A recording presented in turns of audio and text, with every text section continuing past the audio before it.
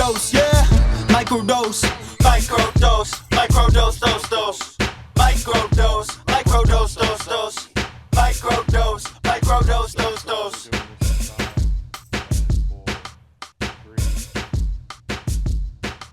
What's good, y'all? Kush Hayes here, coming to you. Newest edition of the Microdose. Oh my God! I hope was it a great Super Bowl or was it the greatest Super Bowl? I don't know. You have to tell me that. But as you can tell, brand new episode. Sorry we couldn't hang out last week, kids. Just as usual, life gets in the way, and life is returning back to normal now that we're eking out into our third year of a pandemic. But you don't want to hear about that. You want to hear about my guest. My guest is a man. He is the first state's favorite son. He is a multi-platinum recording graphic. Everyone knows where they were the night they heard "Bitch, Why Your Breath Stink." Yeah, that was a good one. He looks death in the face and goes, maybe there is some glory behind that hole. He is one half of the team called Too Much CGI. His name is Bill Sebald. Bill, welcome to the Microdose. What's good? That was great. Thank you. That was a lot of fun. Yeah, I try to make everyone a little different here. What's funny is you may not know that I actually was a musician. I had a deal and was real close to putting out an album and all that. Like, if you could look behind me, a lot of these guitars are part of those days of the 90s when I almost made it as a rock star. Okay. You were part of a band. Did you tour?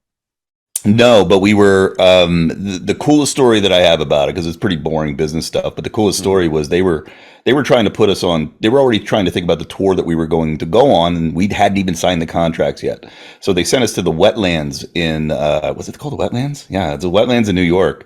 And we were going to see this band, and they said, maybe you can open for them, go see, check them out. All right, who is it? It's this band, the drummer of Nirvana is singing for them. And I went, what? Come on, you're going to put us on tour with the band from the drummer of Nirvana is leading this band? Sure as shit. Turned out to be Foo Fighters. And, we went and we saw him. Eddie Vedder was playing guitar. And I was like, whoa, these guys are really good.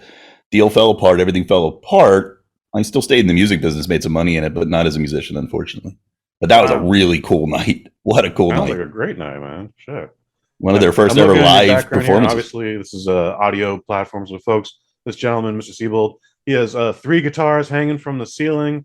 He's got 2 more off to his right. I see a mic stand. I see a set of drums. And he's got a spectacular light display.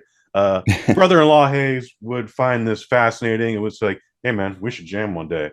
But it's the time zones are probably going to not help that. But we're here to talk about Too Much CGI. You do it with a chap named Scott Duerman. You guys have a show. It's on Spotify. It's on Apple. It's on most streaming platforms. But it's pretty new. Is this your first podcast? No, this is my second official show. I've been a podcast guest forever on many things. Pretty varied background I have. Well, I'm talking about with Too Much CGI. Is Too Much your first series? No, this is my second pop culture series. So it's really a pop culture show. It's about classic pop culture. The Too Much CGI name it's a tongue-in-cheek kind of way of saying that today's entertainment isn't nearly as fun as the old days when we were younger. I'm 47. I'm an 80s kid. We're always in love with the 80s. But back then, my argument is that we didn't have all those special effects, so we used our imagination. Our imagination filled in the blanks. When I watch the Texas Chainsaw Massacre now, that remake, everything is shown. Back when they didn't have the special effects, they couldn't show you everything, and you had to fill in the gaps with your imagination. And that's the tongue-in-cheek name of Too Much CGI. I don't hate CGI, but I do think it gets abused. I think it's a cheap shortcut that is a bad trend in Hollywood. Mm-hmm. Speaking of Too Much CGI, have you seen the new Avatar yet? I haven't. And Scott and I laugh about this all the time because everybody's talking about how amazing it is, but I just don't care. I wish I could care. That's fair. Yeah, have you seen it? Yeah, I've seen it. I've seen it 1.25 times. It's a beautiful movie, but it also looks like the screensaver on my 4K TV set. It looks like a PS5 game. I mean, there's some flesh and blood people in there, some real human beings, but it's 99% a cartoon. So I'm not in love with it. The story is entertaining. It's Jim Cameron, so again, and the Microdose fans have heard all this before. Like, the guy knows how to do an action picture, but yeah, I'm still just, and guys, I know you've heard me say this too. Like, I still go like, this movie didn't need to look this pretty. I bet we could have had this movie in 2015 and walk in and go like, man, the special effects look much better than the first movie. Wouldn't you say? And by the way, Yeah. we could be up to 4 or 5 now. I was laughing during the Golden Globes because he went up against Steven Spielberg, and Spielberg's movie The Fabelmans. It's only okay. I don't know if it was the best directed movie either, but when Spielberg won, and then that guy with the voiceover was like, "This is Steven Spielberg's 9th Golden Globe." I was just like, because they're the camera is hanging on James Cameron as they're saying this. I'm just like, you schmuck, you could have had like 4 other films. And then, like, Steven Spielberg came out with 5 other movies in between Avatar 1 and Avatar 2. It's, I don't know, like, I think it could be too much of a perfectionist, like, and I'm still, again, Jim Cameron is doing the same thing that George Lucas has been doing. So, like, Avatar has a 5-year anniversary. Oh, we're going into a new physical media. Let's polish everything up a little bit better. So, like, if you buy a brand new copy of Avatar 1 today, it does not look anything like the one that was in the movie in 2009. Like, it's so I didn't know that. So they reissued it with cleaned up effects. I didn't know that. He's been doing that for all his movies. Terminator 2, even, he's still doing that. Like,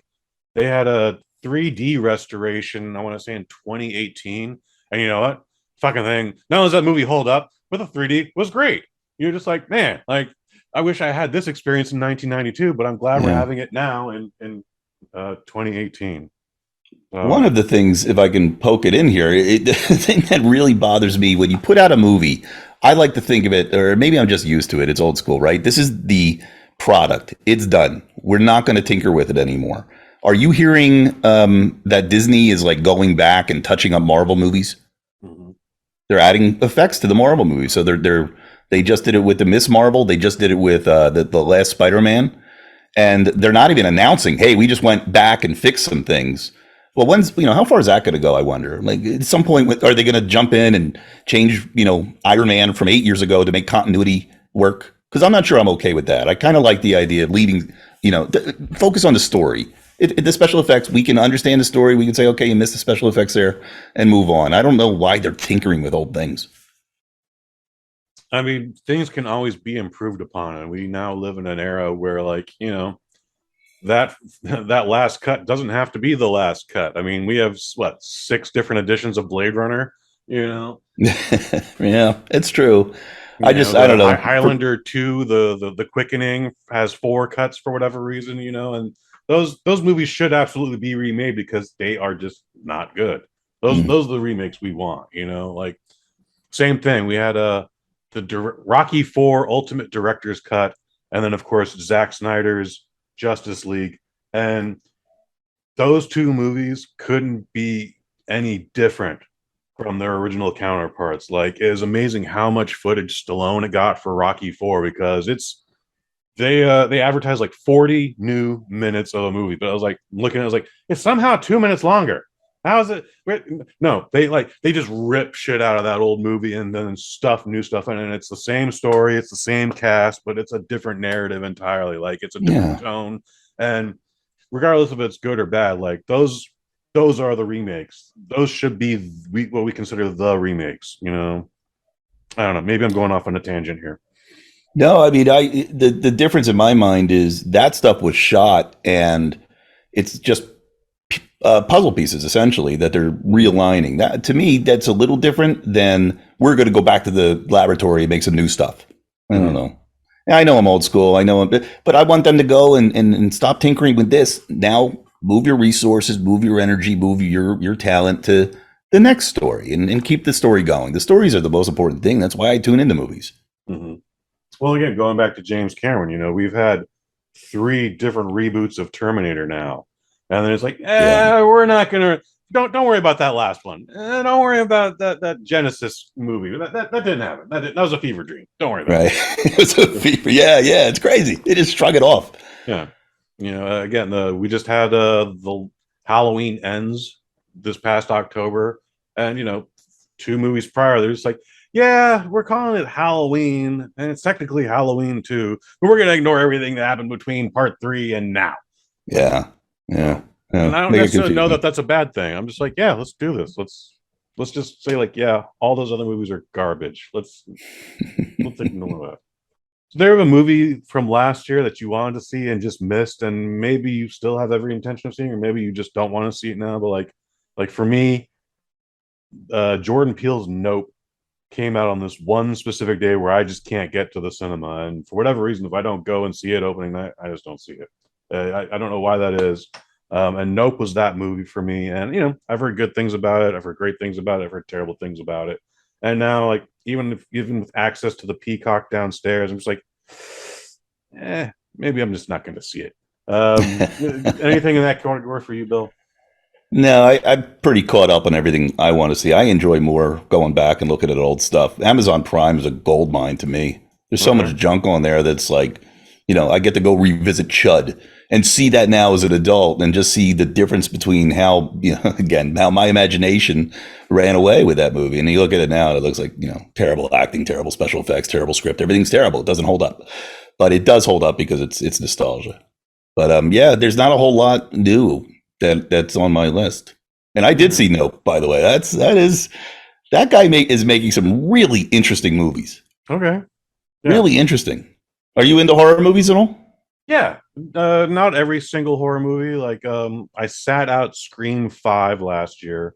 Kind of curious to see what they do with Part 6. Now it's a whole new location or whatever, and Nev Campbell's not in it, so it is automatically now just a different movie than the last Mhm. 5 movies were. So, Yeah, yeah. but that's not it's not necessarily high on my thing. But like, I loved Megan earlier this year. What was it? Everybody loved Barbarian. That was a great movie. Really? Oh, Barbarian's amazing, dude. Like, Barbarian is gifted and cursed with it's such a great movie, but you can't talk to anybody about it because I don't want to spoil it for you, Bill. Like, you're gonna Yeah. just be like, "What?" You're gonna just like pulling out your hair, like, "How did that happen? What's going on here? Gosh, I don't get it." Yeah, I heard of it. I knew people liked it, but it just never got that big, and it never really imprinted in my mind. But there's another movie called Mandy.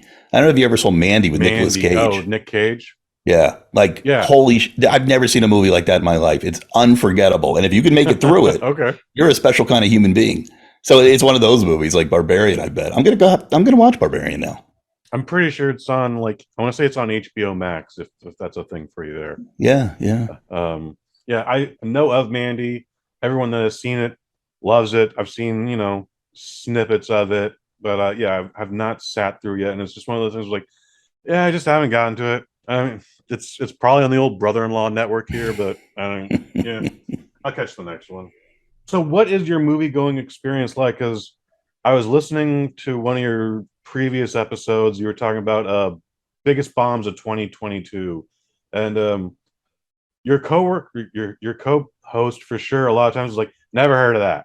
And I was like, where are you advertised? Where are these movies being advertised? I was like, at the movie theater, bro. Like, I absolutely heard of all of them. But maybe it's just because I go once a week. I don't know what are your movie going habits like? Yeah, I live in streaming. I'm so glad you're bringing this up because yeah, we were talking about things like Bros. I never heard of Bros, and now I do. Now I know it's yeah, it was totally off my radar. There, we made a joke. We said, I said to Scott, I said, did you know there's a new Transformers movie? The trailer came out a month ago. He and I both had no idea. We're Yeah. the damn target audience. Like we're the people that they make it for. We're the '80s kids, and we didn't even know. So I'm surprised that I don't know. I don't know how I don't know about the popular movies, but they're That not coming across my Transformers radar. trailer. So that's despite it being like 2.5 minutes long, it's still technically a teaser. They're just like, yeah, this is the CGI we only have finished now. We're still working on Mm. the rest of this movie, but let us know what you think. That's what the purpose of that thing is. So yeah, like people saw it like, oh, it's a Beast Wars movie coming out. Okay, yeah, that was pretty much the attitude. But when they get to the real trailer, like there'll be a bigger conversation about it. Yeah, you mentioned Bros a minute ago, and Bros is a movie I sat out on, not because I'm a homophobic pig, but because the movie, the marketing for it was terrible.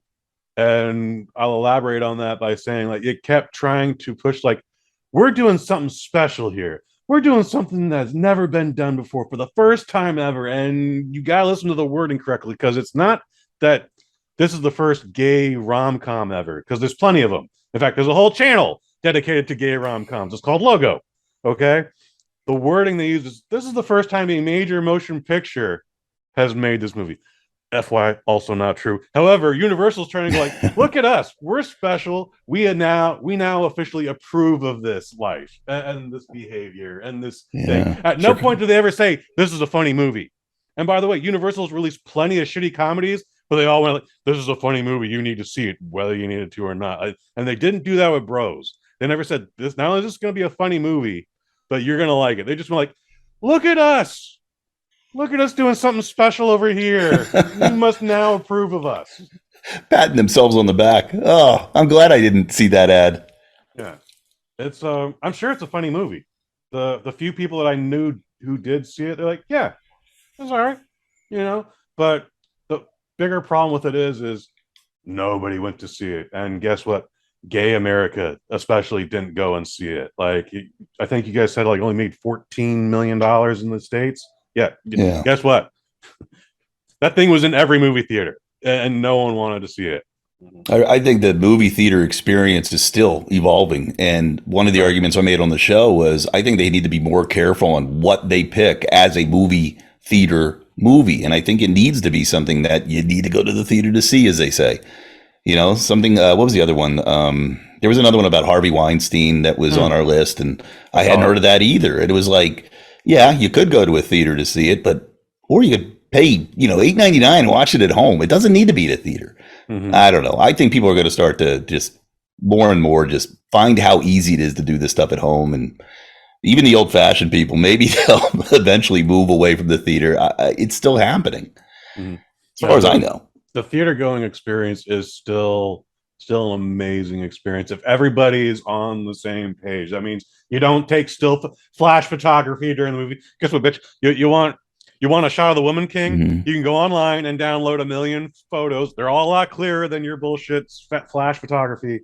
But like, people just, nobody has any respect for boundaries. It's because of the pandemic and because of streaming. People just like, they're just in their home now. I saw Doctor Strange 2 last summer. Yeah. Okay. Yeah. Very visual movie. A lot of CGI, you might even say. However, like, it's all visual eye candy. Whether the story is good or not, that's not important here. What is important is some asshole 1 row in front of me is just watching TikToks the entire time. I'm just like, dude, you spent $18 on this and you're watching TikToks? Is this not entertaining enough for you? Like, no one's glued you to the seat. You can leave. Feel free to leave if you're not having a good time here. Hell, remember the days they used to have ushers? I mean, I don't go to the theater because there weren't ushers. It would just be a pimply faced kid would walk down and shine a flashlight on you, and you were scared. You shut the hell up. No, they've done away with that now because too many people are just combative. Everyone thinks they're a UFC star now. Yeah. Don't disrespect me, bro. I'm just trying to get my TikTok on during Fast 9. All right. I saw Fast 9. Not a great movie. But then there was a family sitting next to me, which was quite irritating. But like, the daughter is just climbing all over the dad, and dad's just looking at us, like, "Hey, honey, did you know the San Francisco Giants are doing great this season? Wow!" Like, I mean, well, like, there's a goddamn movie going on in front of us, people. Yeah.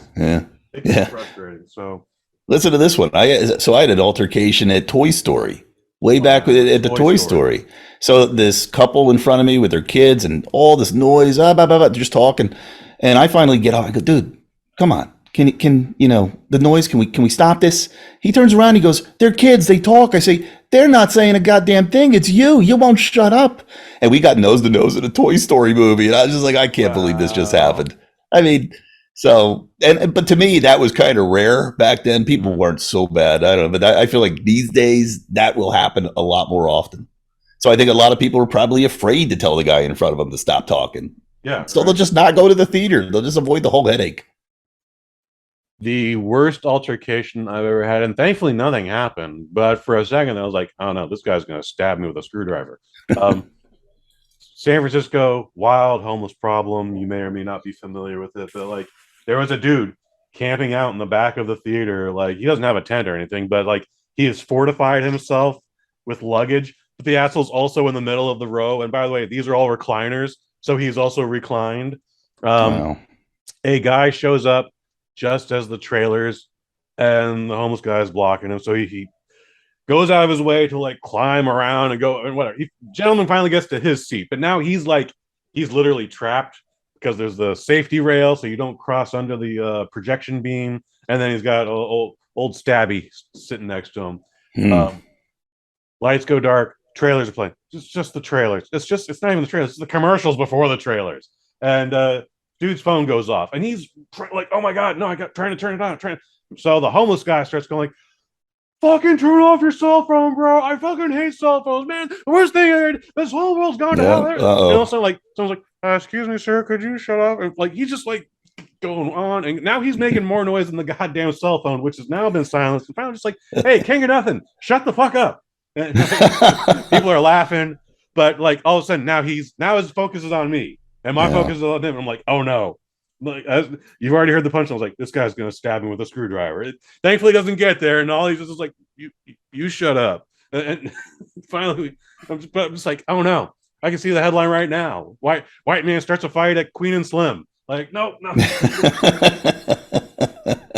Yeah, so I'm over on the East Coast. I'm outside by Philadelphia, but I go to LA at least once a year. But I did take a couple years off, and the homeless problem there just, wow, holy cow, skyrocketed. I couldn't believe it. So I'm not sure what it's like, where you are. So San Francisco downtown's got a little rough. Oh, Tenderloin. Oh, yeah. No, what am I saying? I've totally been through that area lately. Wow. Because you have to go through that area to get to anything, where the businesses are. That's at least what they told me, because I do business in San Francisco. I've totally forgot about that area. Yeah, I was there when the fires were there, and you couldn't breathe, and everybody had to wear a mask. And okay, yeah. Was the sky orange that day? Yeah, it was. Yeah, that was definitely a special day. It was a weird looking. Yeah, I thought maybe 6 months into the pandemic, and I remember waking up at 5 o'clock in the morning. It's like, all right, that's definitely not a sunrise. So what's going on? Like, you could smell it in the air. Or you're like, now what? And I went back to bed, and I woke up 4 hours later. Now it's 9:30, but nothing has changed. It still looks like it's 5:30 in the morning. And it's like, oh no, this is probably really bad. Yeah, the air tasted like charcoal. It was a weird thing. It really felt kind of scary. And you were just walking around with everybody going, this is a first. I hope we live. And you just know it's scary stuff. The whole world has been so scary lately. Yeah. Stuff that nobody's ever had to comprehend before. Indeed. Like I remember going like, all right, so there's no fires west of us because of the ocean. That's good. However, that's the ocean.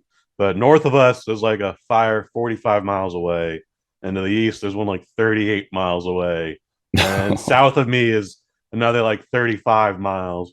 And a buddy of mine who used to live out here, he was out in Florida. He was like, hey, Kush, those are all really close, by the way. I don't think you're fathoming this correctly. Like, those are all incredibly close. He was like, yeah, I guess you're right. I mean, well, the fire of the north still has to cross a bridge, and it's not going to pay the toll. So I feel safe about that one. But yeah, the other two. So, okay, so you're definitely not a theater goer. Streaming is your main game. What are you looking forward to in the future that may or may not be coming to streaming? It's a good question. I was just having a great conversation today about Marvel. So I'm a huge Marvel fan. The first 10 years of Marvel, I think, is just amazing. What an achievement, And in these last few years where they put like 80 plus hours of content, more than they usually do. And looking at that new Ant-Man trailer that came out, Ant-Man's one of my favorite. Who doesn't like Paul Rudd? But I looked at this thing and I went, is this a movie? This is a cartoon. What is this? The CGI is so splashy and colorful and impossible to really get a footing on where you are because you're supposed to be in this new world. So it has to be CGI. Mm-hmm. But doesn't mean I have to, I don't want to go. I'm going to get a migraine watching that. So if that's the way that Marvel's going, just shortcutting these CGI movies and flooding them with CGI. So the CGI is cheap. CGI for Marvel was pretty cheap because they have the power to go and buy a lot of time with agencies and get bulk pricing. That's why they kind of block out other people who are trying to get special effects done. But at the same time, what we've learned, I don't know if you've read about this, but a lot of the special effects houses and the people working there, they're doing 70, 80-hour days. They don't want to do that for Marvel, for Disney rather, because Disney owns Marvel. So it's becoming a problem. So, this is the new Disney model. And if they continue doing it this way, I think it's going to hurt them. I think the last 5 years has just been junk content. I mean, Are you a fan? Have you seen anything that you got really excited for in the last 5 years? I still enjoy all the Marvel stuff. Thor 4 was not good. Not good. It was very pretty movie to look at. And, you know, I'm not a guy who hates CG, and my name's Kush Hayes, so I smoke a lot of weed. So if it's shiny and glowing like fans are, I like the look of it. But yeah, Thor was not good. Black Panther 2 was the best of the 3 movies that came out that year. The TV shows, they are what they are. They're TV shows. I don't really take them seriously. If I don't like it, well, I don't like it. But I also not gonna base my entire personality on liking or hating a thing. So, I've also subscribed to yeah, I don't have to watch that. I'm a Star Wars fan, and despite all the great reviews I'm hearing about it, I don't give a shit about Andor. I'm just like, the guy's dead. Guess what? I know how this turns out. Stop going backwards. Let's go forwards. You could have called it. Could have just changed one letter and like Bassian Candor. Like he's a whole new character. Right, right. Same actor, but who cares? Don't worry about that other guy. Don't worry. It's his clone, or it's his twin, or it's whatever. Yeah, I punched out on that because it wasn't like Star Wars. So I'm just such an old-fashioned traditionalist who doesn't want change, right? They made that to try to be an alternative style to the traditional because some people like that kind of style. And same for Miss Marvel came out for kids. Same for some of these things that are coming out now aren't made for the original audience. They're trying to touch upon other. I guess I'm okay with that. That's fine. Yeah.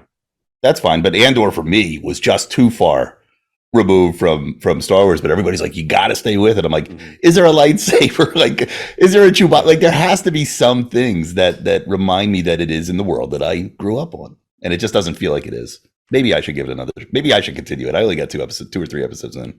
I mean, it's probably not going to change any way you feel about it, to be honest. Like, yeah. But also we shouldn't also live in a world like you got to get past the first 5 episodes, bro, and then it picks up. You're like, no, yes, no. That's another. That's another thing. Some of this shit is just too long. It's just too long.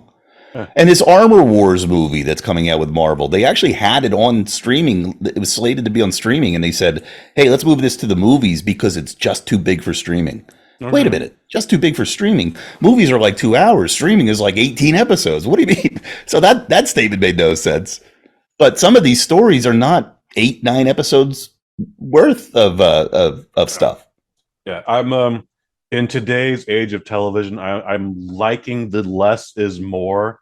It's very European, very English. Our story only goes from it's only 8 episodes long, and that's it. That's the end of our story. And maybe if it does well, maybe we'll get to tell another story in 3 years, and maybe that'll be 10 episodes, or maybe it'll be 6 episodes. But like even while we're doing that, so like when Marvel had its Netflixes, the Daredevils and the Luke Cage, it was like, oh, great. I'm glad this is only 10 episodes long.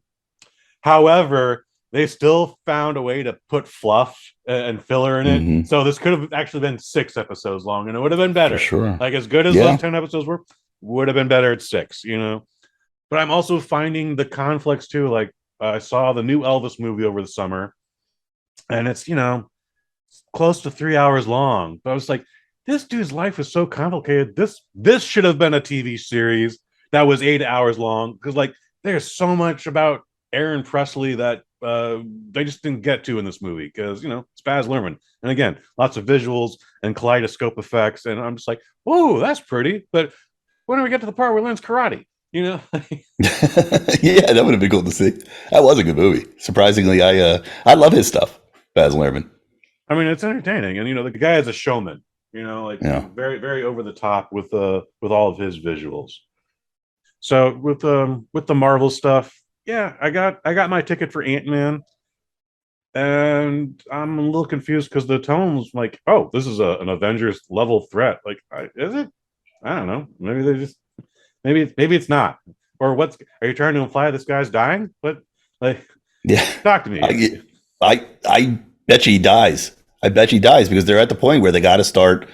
They're already introducing the next level of fighters. These kids that they keep introducing are going to be, the next cast, right? So Ironheart, who they introduced in Wakanda Forever, is going to be the new Iron Man. Like they can't use the same people forever. So yeah, I totally think that he dies and passes the torch to his daughter. So, Wow. but it also with that Marvel stuff, it's like I'm always wondering where they're pulling these characters out. They were going to make a show about Echo. Echo was on that Hawkeye TV show. I've never heard of Echo. I was a comic reader and lost on me. But they have all of these other characters. Why are they going?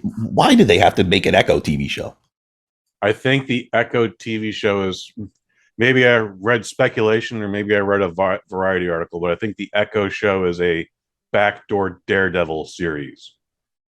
That would be all right then. Yeah, I just think they're going to burn themselves out with too much bad content. I would hate to see that happen to Marvel. Yeah, and the problem is people they see that Marvel logo and they're like, now we have to watch this. I loved the first Guardians of the Galaxy. The second one, I was like, yeah, this was fine, but now it's also a half hour too long. And with this third one coming up, I'm just like, all right, yeah, that'll be fine. But I'm not salivating for it. I'm not like, we have to see this on the biggest screen possible. Yeah. And if we don't, the world is nigh. I don't know. Have you been watching I'm with you.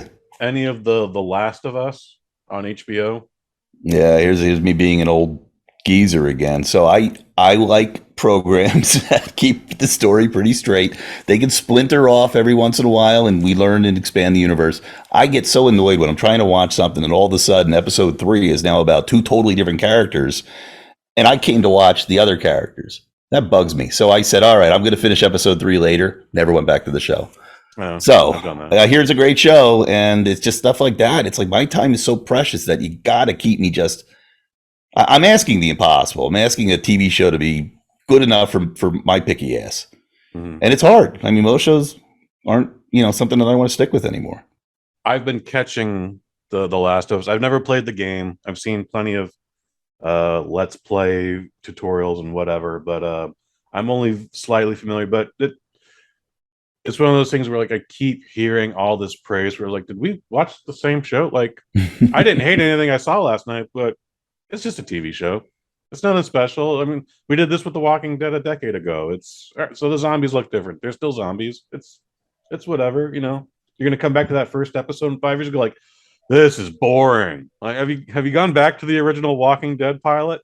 I haven't. First time you watch, you're on the edge of your seat. Yeah. You're kind of biting your knuckles, like, oh my god, the spooky arm is coming out of the door, and then you just you go back 5 years later because the drama just ratcheted up with each episode. You're like, sure, a lot of nothing happening in this episode, man. Like, all right, dude, get in your little sheriff's costume and let's start trotting into Atlanta. Like, you're doing nothing here. And that's what I feel like The Last of Us is guilty of as well. Like, yeah, it's fine. It's tropey. It's just repeating the same tropes. It's just a TV show. I don't know. Anything we should be looking forward to on a future edition of Too Much CGI? Celebrities. We're going to start bringing some friends on. So I have some people that I worked with on the last show that are willing to come back on. And I'm reaching out to some new people. So the way that we do our show, it's not like a interview show. It's a lot like you and me right now. It's chat. So when we have a topic, we're going to bring in a guest who is, great at that topic. And sometimes we talk about, Hollywood and movie making. So we'll bring on some celebrities. Can't promise it'll be anytime soon because these guys have busy schedules and, scheduling with them for just a podcast. I'm not the Tonight Show, sometimes so it takes a little longer to happen, but we're having some cool conversations. So this should be a pretty good year.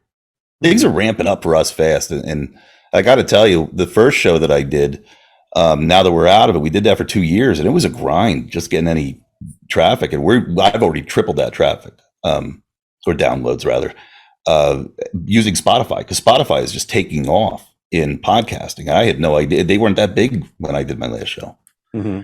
So I assume you're on Spotify. I don't listen to you on Spotify, but if you are, that seems to be a good growing network right now. Yeah, we've been on Spotify for a while now.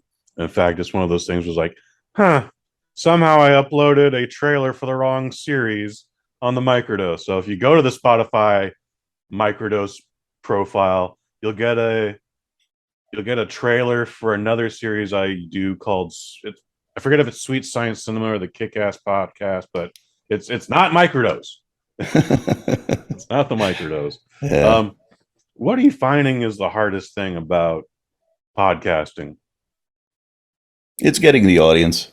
Okay. So a little bit of other background about me. I do marketing, digital marketing. I've done it for years. You ever heard of SEO, search engine optimization? Mm-hmm. Have you heard of it? Yeah. So that's one of the, I'm one of the pioneers of that. Wow. So learning, how to do that, drive traffic organically. I'm thinking with podcasting, oh, this will be easy. I know how to do this kind of organic growing. And we're just so early in the podcast stage. Even though podcasting, it feels like it's been around forever. Think about it. We're still in like the very beginning. They don't even have analytics yet. They don't have real metrics that you can make any kind of decisions on what kind of content you should create because your audience likes this, or this. That info isn't around yet. Okay. Now, if somebody like Spotify and Apple, who, if they can own the space, then they can create those analytics. They can give them to the podcasters. Podcasters will favor that and probably favor Spotify and Apple even more. So their market share now is already big. But I just think it gets bigger and bigger with those two players.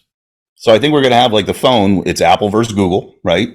Mm-hmm. Coke versus Pepsi. I think it's going to be Apple versus Spotify, unless somebody else comes in, a third party comes in with something even better than those two are offering. But they seem to be really investing in owning podcasting. And YouTube is crazy to me because YouTube is actually offering the ability to run podcasts. Like they're using, but they don't tell you that.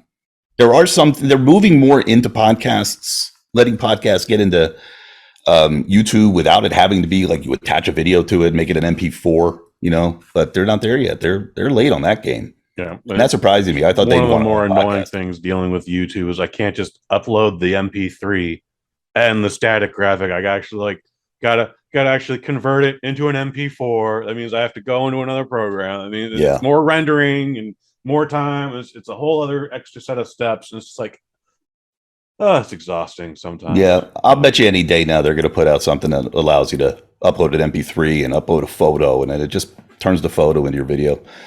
They're slow on that. I think the problem with that is, I mean, even if it isn't an MP3, like I make it a WAV file or whatever, but I think they're worried about more music piracy, which is crazy because you can find 5 different channels that have the same music video on it, and maybe all those royalties are going to the original artist, but it's weird what gets flagged and what doesn't get flagged. Mm-hmm. Yeah, my old show, we did video too, and I would always pop in these songs, and it would get flagged, and a copyright claim, and I'd have to go in and argue and say it's fair use because it's commentary, it's being talked about. I played this Alice Cooper song. Well, it's because we're talking about Alice Cooper, and you send that back, and 9 times out of 10 they approve it, but then there's sometimes nobody gets back to you. You must have a better agent than me or a better argument. So I used to do a podcast called The Kush Hayes Show. And I'm not going to sing the theme song, but when I had the theme song specifically customized, I went, take this old Nate Dogg song, okay, and make it sound like that, okay? And so they did the Kush Hayes Show, and it goes, the Kush Hayes Show, the Kush Hayes Show, the Kush Hayes Show, the Kush Hayes Show. It just repeats that over and over again, but it's got a nice, rich, buttery voice behind it. So gets flagged. Not even for like a Nate Dogg song, for some other group that I've never heard of. The song sounds nothing like what I got, and YouTube was just like, no. I mean, take it up with them. It's you gotta take it up with them. So it's like, wow. And the first time they're like, yeah, okay, we understand. So we'll click forgive or whatever the button is. Yeah. But then I was like, okay, they understand. Here's 20 more. And they were just like, oh, fuck you, dude. They were just like, yeah, we're not approving all of these. Well, that means more money they get to keep in their pockets. Not my audience. So Too Much CGI is the podcast. It comes out once a week. It's on Spotify. It's on Apple. I believe it. You just said it's coming out on the YouTubes. Scott Duerman and Bill Sebald, who has been with me tonight. You can find more of them on TooMuchCGI.com, and I'm sure all their socials and other fun links are there. Otherwise, I do some stuff around here. We do another show. It's a friend of the family, Mike Fish. He created a show called The Waffle Box. It is the original Waffle Box. You accept no substitutes because it is the best part of Wednesdays.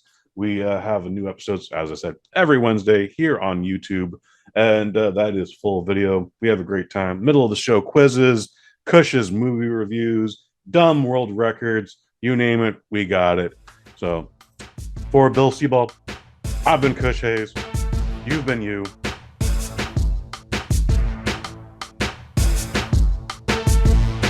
Microdose, microdose, microdose, microdose, microdose, microdose, microdose, yeah, microdose.